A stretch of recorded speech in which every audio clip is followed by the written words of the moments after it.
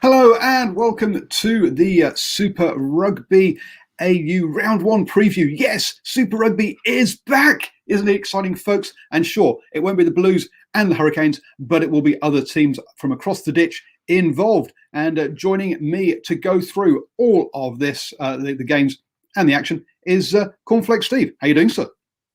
I'm good. It's good to be back. It's been a fair old while, hasn't it, since we've been here in this situation? But hey, we're back. Rugby's coming back. Yeah, let's be happy, eh?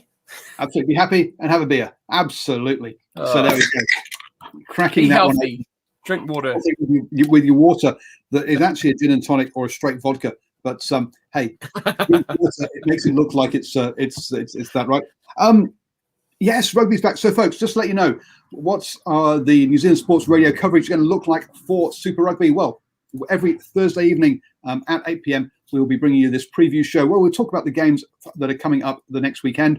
At Sunday at 8 p.m, we'll do our review show where we'll look back at the games. On Tuesday evenings at 8 p.m, we will also have the Driving Maul show covering all the hot topics in rugby, but not the specific games because we'll deal with those in the previews and the review show. And also, we will have some post-match reactions after some of the games straight away. Probably not this weekend, folks, but we will do going forwards. So look out for all of that. Also, good to see 2 reviews from Cornflake today, apparently. So, Cornflake, you've been busy on your channel. Just one review of 2 matches, I hope. Really? Review Don't want me. Oh, geez. You know what? We get stuff done here on my channel. It was late. It was different, but yeah, we got stuff done. It was good. It was fun. That's all that matters. Good to see. Good to see.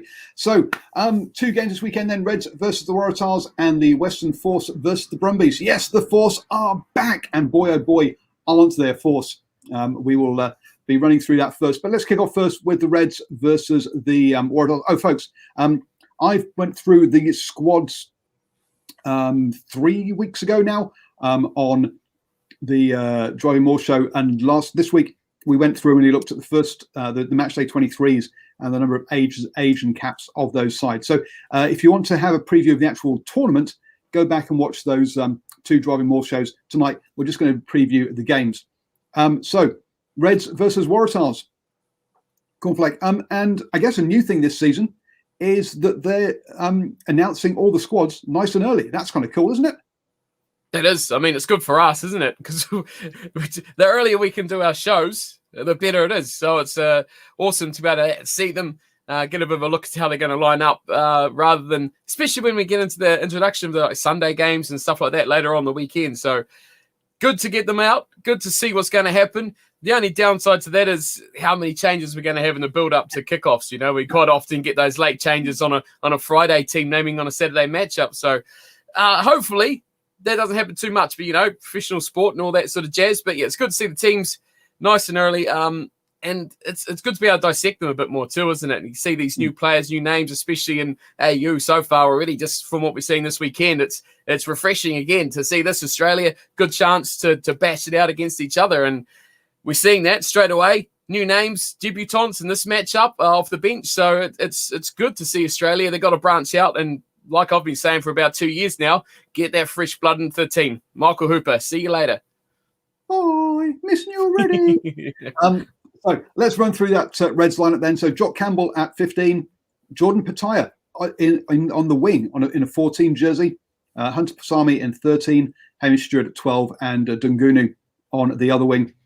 James O'Connor, unsurprisingly, at 10, with Tate McDermott providing the ball to him.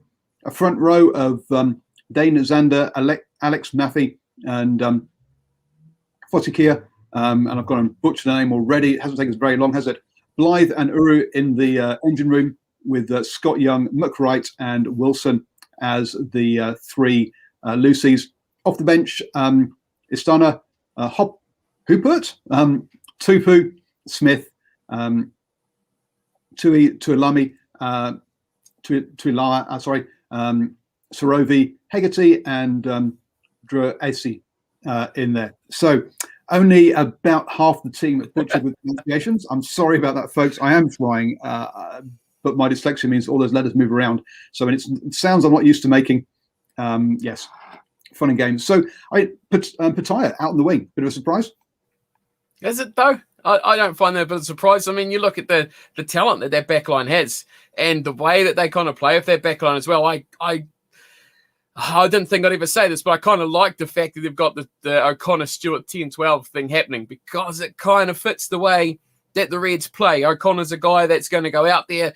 He's going to be found out in the wing. He's going to run. He's going to run sideways. He's going to Damien McKenzie sometimes. He's going to take guys on. He's going to be caught in rucks. He's going to be covering at the back. He gets around the field. He plays the game. He's not afraid to get out and about and to make things happen. He's that sort of player. Obviously, you know, in his early days, he wasn't a 10, was he? He was in the midfield, a fullback. He was kind of a Pataya of 10 years ago. So he's the guy that's going to get out there and make things happen. That allows Hamish Stewart to play his game where he can adapt. He can cover first receiver. He can get out and about and cover that 10 jersey. And it gives them kind of, I guess, Pataya can shift in as well. So it kind of allows everyone to kind of rotate around that whole back line, and they know how to fill the roles that they're required to do. So you're not going to see static, 10, 12, 13, 14 rugby from the Reds. You're going to see things mixed up. You're going to see things changed. Pataya's a danger. He's a danger on the wing. You've seen him for the Wallabies in the fleeting chances he's had. He's a dangerous player. He can break tackles. He's fast, and he's explosive. So his combination, like we've seen last season with Paisami, will be key. But, yeah, you can expect C. O'Connor. He'll be flying around all over the show. Just pick out a 10. He'll be there. Yeah, look, with Vunivalu obviously suspended for this game after getting in an altercation with a bouncer at a nightclub. I'm not sure that we'll see. We might see Hamish Stewart move to 15 in that two playmaker role that way, rather than 11, rather than 10-12. It might be 10-15 later on in the season. We'll see how they try and fit all their players in. But exciting players, very young side, but with a bunch of Super Rugby experience now. These guys have been around for a couple of years. We keep saying it's a young side by the Reds, but I'm not sure how much longer we can keep saying that as an excuse for them not delivering. I think this is the season where Brad Thorne's going to start. Has got to actually look at being one of them. Has got a side here that is down now as one of the main competitors for this tournament, and I think it's going to be interesting to see how they handle that favourites tag going into a bunch of games, I think. Would you call them disappointing? It's like last season, getting to that final, playing, getting right to the end. I mean, they're not underachieving by any stretch of the imagination. I think this team is certainly definitely improving. And I think the fact that you look at that team, and especially the pack, and the fact that they've left guys like Hupert and Tupou and those experienced guys to make an impact later, obviously that's not going to last all season long, but they're still developing. They're like, hey, we're on the up. We've got these young guys who are international players and that level, but hey, the next wave's still got to come through. They're not getting complacent with what they've developed so far. They're advancing themselves quite well. And that's, I think they're certainly right up there. And for me, I didn't get my chance to have a say on the preview of the season. So anyway, I think the Reds once again are going to be right up there this season. They're going to be my favourites, certainly. Absolutely, yeah. I think. I think I've got the Brumbies still as favourites, but they're definitely title contenders. And I think we shouldn't be saying, it's a young side. But no, these guys are title contenders. Age doesn't matter. They're now starting to be there. So up against the Waratahs with some names we recognise, but quite a few, several that we're getting missing. So Maddox fullback with Newsom. And Jane and Ram are the two wingers. Parisi and Walton are your centres, with Jake Gordon and Will Harrison as the 9-10 axis. On the front row, Bell, Horton and Johnson Holmes. And Caird and Wetton in the engine room, with Harris, Tizano and Jack Dempsey as the loosies. Off the bench, Porek, Faulkner, Tatola, Williams, Sinclair, Grant, Edmid, and Nakawazi. I'm going to spell that last one badly. But I guess the big difference for me with this Waratahs side is that bench, in the fact that in previous years, you look at the bench and you recognise names. This year, they don't have the same names on the bench. It is definitely a less experienced side than we're used to seeing from the Waratahs, isn't it?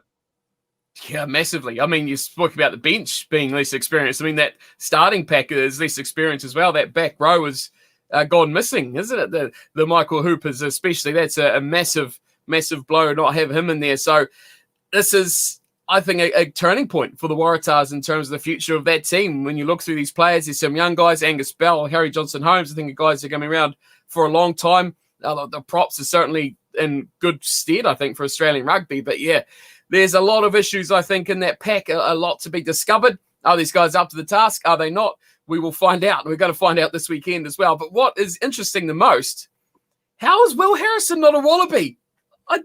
It just blows my mind. How? He is... Lolaseo was good last season. Okay, he was deservedly so. But man, Will Harrison, he dragged around a bunch of old screaming grandpas with their Zimmer frames that really were just there to cash in a check. And he made them a half-decent team. He was really that linchpin of that side. How he didn't wear the gold of Australia, I don't even know. But I'm expecting another big season from him. He's got to continue to grow. He's got to drag Joey Walton with him. He's got to drag Pudise. He's got to drag Newsom. And God, someone's got to drag Jack Maddox. Such a good player at the Rebels. A real spark, a young guy. You talk about the young guys growing up and becoming, superstars or even stars at this level. Maddox has just fallen off the plane, and it's a real shame because he was an exciting talent. The Waratahs got him. They thought they were getting a real good star, real sparky player in their backline, and he's kind of, he's been a bit flat, and I think someone needs to drag him up massively. But this team, even more so now, without probably that star power, if you call that back row they used to have in that second row, the veterans now massively heavily relies on Will Harrison to just settle this team down. Play smart rugby, keep the structures, don't let anyone do anything outside of what they're there to do. So if you play it right, give everyone their jobs, get to a set piece, play your set plays, and just do everything everyone knows on the training paddock. Try and make it like a training game as much as possible for them so they don't get overwhelmed. And just, he's the key. And he's got to get things right. And it's big pressure on a young man, especially in that halves combination too, with the captain of Jake Gordon, who's, not a horrifically experienced guy himself. Those two have to lead from the front. Absolutely. People like Hooper, Kurtley Beale, these guys who were the leaders of this team have gone. It is going to fall on that 9-10 combination massively. So, as you said there, the Waratahs pack needs to step up front up against this Reds pack. Otherwise, it's going to be a very, very long night for them. I've gone for the Reds by 7. As we've both said, they are one of the top teams, if not the top team in the competition. Favourites, they're amongst favourites. What is your prediction for this one? Yeah, I think it's going to be a decent matchup. You got to remember this is first game of the season. Reds will definitely take a bit of heart that they are, at home. It's going to certainly help them as well, and getting out there, people seeing rugby again will be good. So that'll be definitely a plus for them. The Waratahs, inexperienced. We'll see what these guys are made of. But I've got the Reds to do this one by 8 points. I think it could be a bit more, but I think we're going to see a big impact off the bench. You're going to see tiring youngsters, inexperienced players coming up against, the ever-present Taliana Tupou, who he is just a joy to watch as well. So expect big things off the bench from him. Better experience, bit of spark, guys like Sorovi, and you've got that calm head of a Bryce Hegarty who's going to come on. And if something needs done, he's a guy who can chip over 3 points and he kind of just calm things down a little bit. More experience, like we see, key word for this matchup. But Reds by 8 for me. Should be entertaining, though. And we'll get to see that next tier of Australian rugby, especially from New South Wales. And it's going to be, what you say, it's one, I'm not sure if they've got crowds or not for this one. It's a changing situation in Australia all the time. But if the home crowd is there, then I think it could blow out even more. If it's an empty stadium, that will, as you say, make it more like a training run. That'll help the Waratahs keep things in check. But Reds all day for me on that one. We then head over to the other side of the country for the Western Force versus the Brumbies, it's the Western Force. It's kind of been a bit like supermarkets rush, hasn't it? Where you just run around and just said, okay, yes, I'll have you, with all these players. So if this is not the same Western Force team as you recognise as last year, there's a good reason why. Someone's been on a bit of a spending spree with a very, very, very small part of his several $billion. So let's get into that Western Force side then. Rob Kearney, British and Irish Lion, Irish international at fullback, possibly the most experienced player in the whole of the competition. Yeah. Byron Ralston and Marcel Brockie on the wings. Kurandrani and Goodwin in the centres there. Good old Brumbies combination against the Brumbies. Ian Pryor and John O'Lance are the 9-10 combination. Looking at the front row then, Robertson, Kaitu'u and Medrano across the front there. Yes, that is very much an Argentinian name you just heard. Jeremy Thrush and Fergus Lee Warner in the engine room. Lozana, Kotika and Stander are the Lucies. Coming off the bench then, Reddy, Wagner and Holmes for the front row. Macaulay, Anstey, and then Thomas Cabelli, another Argentinian. Jake McIntyre and Richard Kahui. Look, an awful lot of big names there, but quite a few names, as we've said before, with players like Jeremy Thrush, Richard Kahui. Yeah, definitely at the latter, and even, I guess, Tavita Kurandrani, getting towards the latter years of their careers. But, yeah, not lacking experience, I guess you could say, for this team. Gee, where do you start? Where do you start on this team? First things first, how good is it to see some Pumas in there? The Jaguares players, you know, they're good enough for this level. I mean, they've proven that internationally they're good enough at that level to stick it up with the All Blacks and the Wallabies. Not South Africa, because no one plays them anymore, it seems. So it's good enough for them to play there. Super Rugby, certainly, that this is going to be great to see guys like Medrano, Lozana, Cabelli, who we've already seen in the Brumbies before. It's almost a reunion, isn't it, with the old team? So awesome. Those guys are going to make a huge difference as well. Having a big guy like Medrano to shore up that front row. Awesome. Lozana, big ball carrier, a disruptor. He is just, you know, the typical Argentinian back row. He's going to be passionate, as they always are, and it's just something that team missed. But what I think is going to be the biggest key for the side, as you mentioned at the start, Rob Kearney, he is a calm, cooling, experienced head. And I think that he's a rugby, clever rugby player.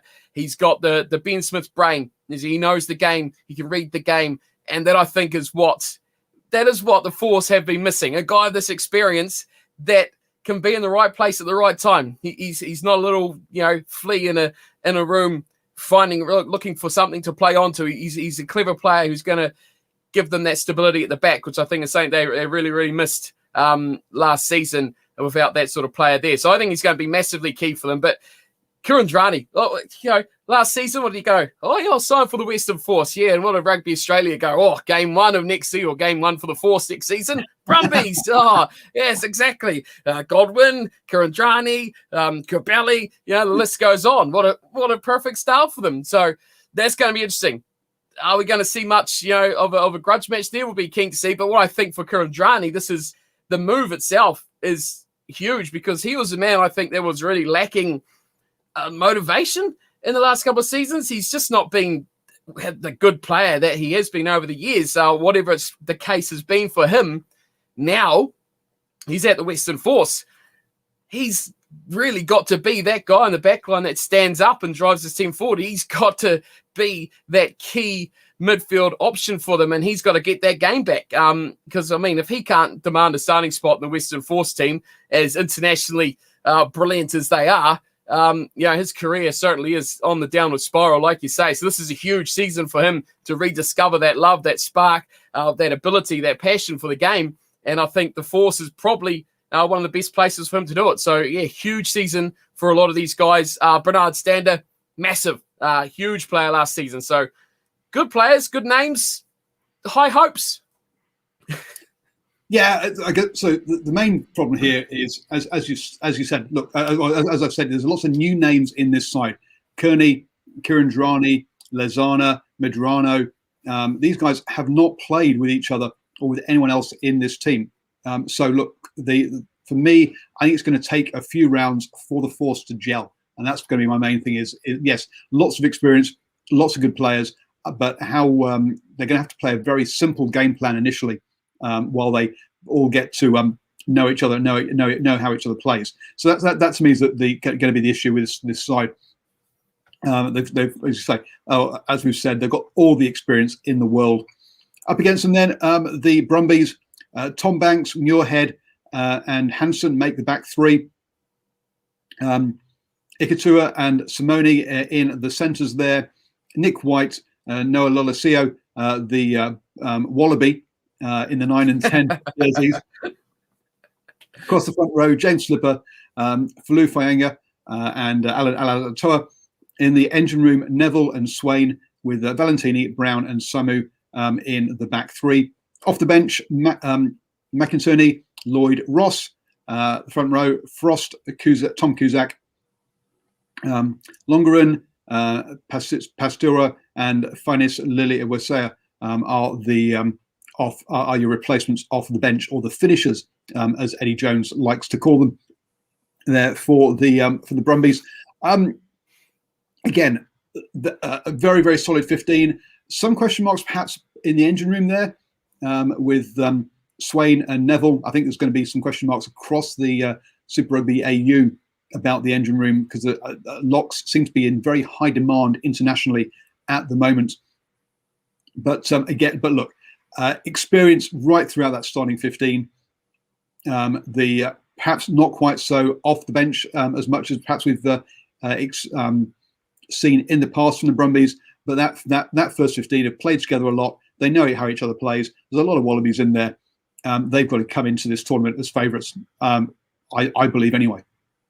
Yeah, for sure. Yeah, they have to, based on last season, and then the fact that, like you say, this team is pretty much the core of what it was. The squad as a whole has all those familiar names. You know, you speak about that second row on that back row, but Rob Valentini, Jerome Brown played a lot of rugby off the bench last season, so they've definitely, they've been in that side. They've been in the atmosphere, so they're not strangers to this team, or not strangers to the way they play. Unlike, like you say, with the Force, straight into the team. So it's kind of, that's why they're the top tier of Australian rugby, because they have that continued evolution of players coming through. They've been getting these guys ready for this sort of situation and for this level. I think Nick Frost is a guy that's probably going to see a lot of rugby as a young up-and-comer in that second row position. That's quite problematic for teams. Mm-hmm. So he'll be key for them over the season. I think they'll work him into the starting lineup as time goes on. Injury dependent, obviously, whether he will last the whole season, but he'll be a guy definitely that will become, I think, one of their front runners in that second row, and probably maybe for Australian rugby as well in the future. But yeah, we talked about the Waratahs with good old buddy Will Harrison, but yeah, Noah Lolosio, much the same situation for him. Probably not the easy ride that he would have had last season with that pack. It's not as strong, but yeah, we can still expect the same things for that front row. We could probably expect the same sort of things from the way that they're going to play, and we can expect that they're going to play 80 minutes of rugby, which I think is the one thing that they've got an advantage over the Western Force, is that we know that the Brumbies are going to be there or thereabouts, and they're probably going to pick their game up as it wears on. The hour mark plus is when they're probably the most dangerous in finishing games. They're very good at that against Australian oppositions. They showed that in the past, and I expect there'll be more of that this season as well. The pack's going to see the ball. I do feel sorry for the likes, Simone, Hansen, Muirhead, Banks. Maybe, if the Force kick a lot, there'll be their chances to really run and have some fun and play, but it's probably going to be defensive work. Grind the game down. The Brumbies, that's the sort of style that they play, and you expect to see Falau Faianga up there in those try-scoring charts at the end of the season yet again. He will rival even the best outside backs. He is the man, number 2. It's odd to see them up there, but that's the Brumbies. They're going to play that same. You can't go away from that, can you? It's the way that they play. They just mould this team in that sort of style. So I expect to see more of that, and it should be quite exciting to see as well how they combat, hopefully, what will be an exciting Western Force style of play, because last season, probably their downfall in a lot of situations as well, is that they tried to be a little bit too expansive in things. They got the guys, they're going to keep doing that. So you're going to see a lot of ball outs, the likes of Ralston, which is going to mean your defensive duties for the Hansons and the Muirheads, the Banks at the back. So that'll be an interesting conflict of styles. Hopefully we get to see that, and hopefully it is exciting. And the Western Force at home. Something they didn't do last season, much like the Rebels. So it's going to be great to, like we see in the comments there, 50% crowd. So crowd or no crowd, it's home. And it's something they didn't experience last season. So I think that is going to be a big, big factor for them, just to be in that stadium with their home, venue. That's a massive enough thing for them. Passion, and we know what those Perth boys are like when they get that the fans really pump it in. They're a bit of a breed of their own out that sort of way, aren't they? They just love getting behind their team. Absolutely, yeah. The wall of blue or the sea of blue, whatever it's got, the sea of blue. They'll be totally behind them. Admittedly, only half this Western Force side will actually recognise their home ground, but the rest of them will get used to it. At the end of the day, you've mentioned it here. That this is the 10-man rugby. Perhaps tad harsh for the Brumbies. They can turn it on at times, but they're going to play a controlled game against a team that doesn't have that lacks that connectivity. Expect the Western Force to look good going forwards, but also expect them to leave some serious gaps defensively, as they don't know whether the player inside or out them is going to go or is going to stay. And that's going to create gaps for the Brumbies to take advantage of. This game line analytics with I've gone blank as to the ex Wallabies prop who runs that thing. But he talks a lot about that teams with low connectivity, which is clearly this Western Force, will score points or can score points, but they'll leak points more importantly, and that's where. It takes time for that connectivity to work, which is where I think the Western Force defensively will improve over the week. So don't look at this team, don't look at this result and go, "Oh wow, the Western Force is going to leak points all year." They won't, but they might do initially. So hence, I've gone Brumbies only by 5 actually, because I think which is perhaps a bit low, but I think the Force will actually score quite a few points as well. I was just thinking as you're talking about that, I was like, man, Paul's going to go big here. He's going to go on the 20s. He's going to go for a big margin. And then he just lets me down with a 5. I think we're going to see a chance for the Force. What needs to happen, and we saw it last season, it's more of the same. Get out, fire up, get some points on the board early, lead at the half, and just try and just work your way out to the very bitter end. That's what it's going to be about. It's going to be fun for a start. It's going to be a grind at the end. Poor players on the bench. That's going to be the big chance for the Western Forces as if they can play that sort of style. I've gone the same margin as you. I've gone by 5 because I want this to be exciting. I think it's a potential to be an exciting close matchup, so I would like that to happen. The Brumbies can often not really, they're not going to hit their straps and just be like bang, bang, bang, bang, bang, try scoring frenzy. They work their way, and it takes them often time to score their tries. Early season jitters, maybe, it's a game of luck. Things could mess up for them. They only have to lose a couple of chances. The Force are going to be a team that will run chances, and they'll go from anywhere they can. If there's a sniff or an opportunity, they'll go for it. So, it's potential to be exciting, potential to be close, but it's going to need a big start for the Western Force. Get out early and try to withhold the Brumbies off at the end. And I'm hoping for an exciting one and a 5-pointer at the end and a good start to the competition, and get people all involved and all happy. Yes, that was exciting. That was fun. It's Australian rugby. It's normally rubbish, but hey, that was cool weekend. And look forward to the next one. So, that's the dream. We all live the dream, eh? We all live the dream, absolutely. And look, it's great to have Super Rugby back this weekend. Both games on Friday night. So, folks, it gets a bit late. Obviously, for the second game, finishing after midnight. So, but looking forward to it. Can't wait. And obviously, Super Rugby Aotearoa will be joining us next weekend. So we'll have 4 games to preview next week. Thank you so much, Steve, for your contributions this evening. Folks, do go check out the Cornflake YouTube channel. That's what I'm looking for. Don't forget, you can follow New Zealand Sports Radio on Facebook, YouTube, or Twitter, and we're also out there as a podcast as well, so you can listen to recordings. Also, you can head over to patreon.com/NZ Sport Radio and become a supporter of New Zealand Sports Radio as well. Thank you, Stephen, and let's watch some good rugby this weekend.